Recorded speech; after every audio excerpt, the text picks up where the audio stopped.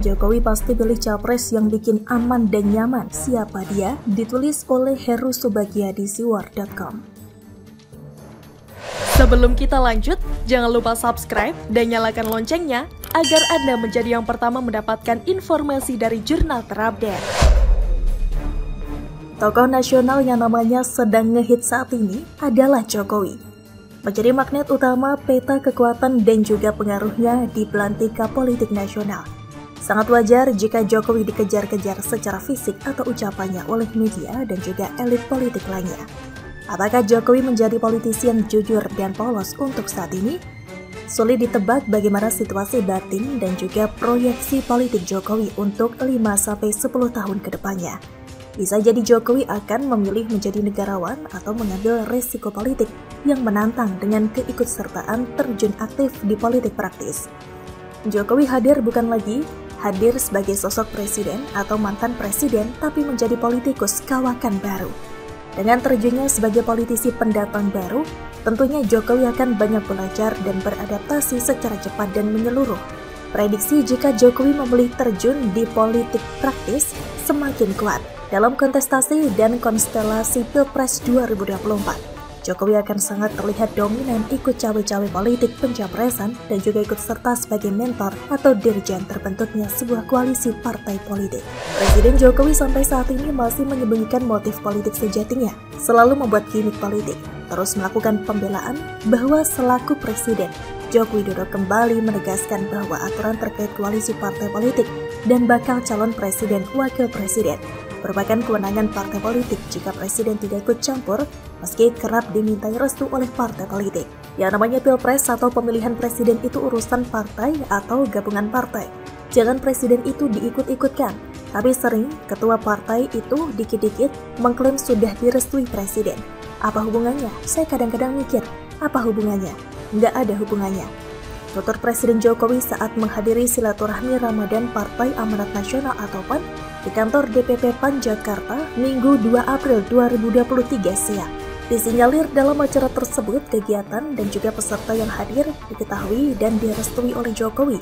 Indikator Jokowi mempunyai pengaruh politik yang kuat dengan banyaknya ketua partai dan sebagian mereka adalah tercatat sebagai pembantu presiden dalam jabatan sebagai Menteri Kabinet Jokowi menghadiri acara di DPP PAN. Dalam acara yang dibuka Ketua Umum PAN Zulkifli Hasan itu hadir pula Ketua Umum Partai Gerindra Prabowo Subianto, Ketua Umum Partai Golkar Erlangga Hartarto, Ketua Umum Partai Kebangkitan Bangsa atau PKB Muhaimin Iskandar, dan Pelaksana Tugas Ketum Partai Persatuan Pembangunan atau PPP Mardiono.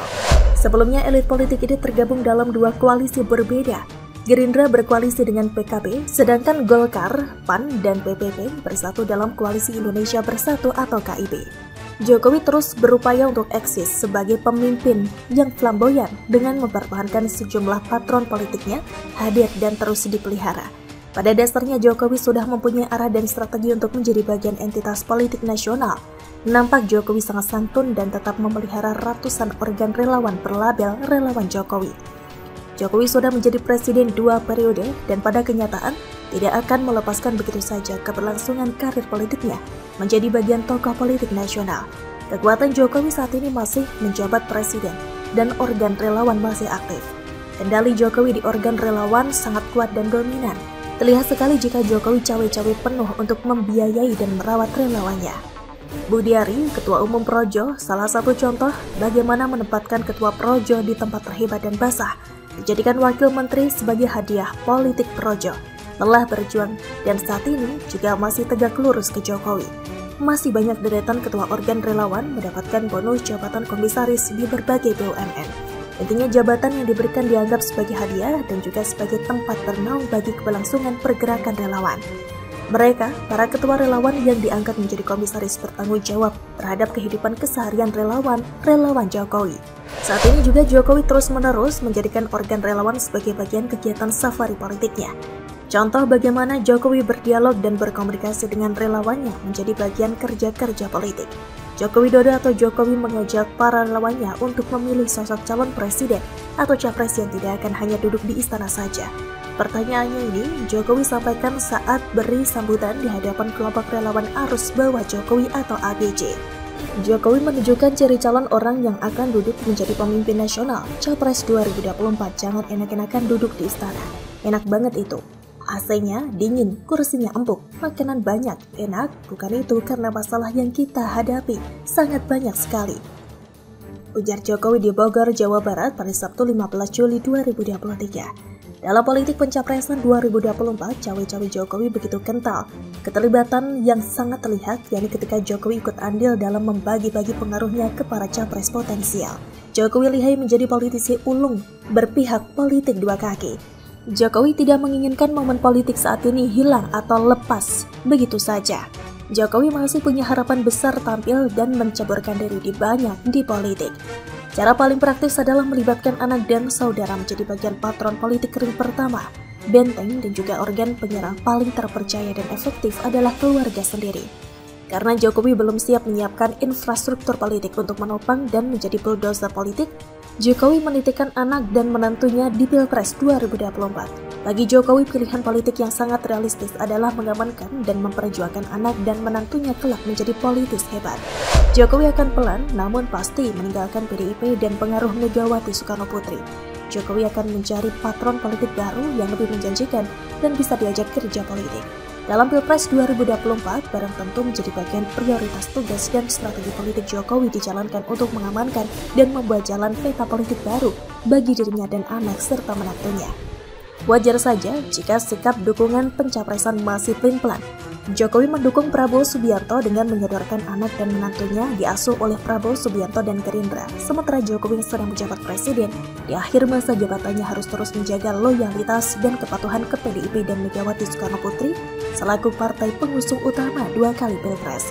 Jokowi mau tidak mau memperlihatkan ekspresi politik mendukung kebijakan politik pencapresan sesuai arahan dan petunjuk Megawati Soekarnoputri. Pada akhirnya PDIP memilih dan mencapreskan secara resmi Ganjar Pranowo sebagai Capres 2024. Suka tidak suka, Jokowi harus tersenyum kepada calon presiden pilihan Megawati Soekarnoputri.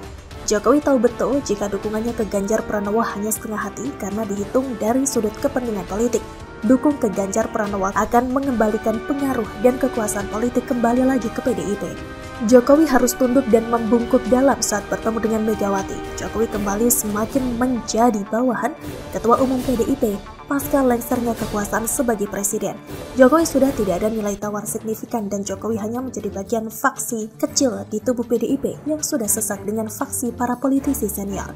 Dengan kondisi politik yang merugi tersebut, wajar jika Jokowi bermain mata lebih condong mendukung Prabowo Subianto daripada Ganjar Pranowo. Diprediksi jika semakin dekat pelaksanaan Pilpres 2024, Jokowi akan menjatuhkan pilihan ke Prabowo atas dasar banyak keuntungan dan janji Prabowo Subianto yang lebih menggiurkan. Jokowi butuh janji dan kondisi kerjasama politik yang pasti-pasti saja. Dukungan penuh Gerindra untuk Kaisang maju sebagai wali kota Depok adalah contoh bagaimana Prabowo Subianto mempersilahkan partainya untuk kendaraan politik pertamanya bagi anaknya terjun di politik praktis. Bagaimana menurut Anda?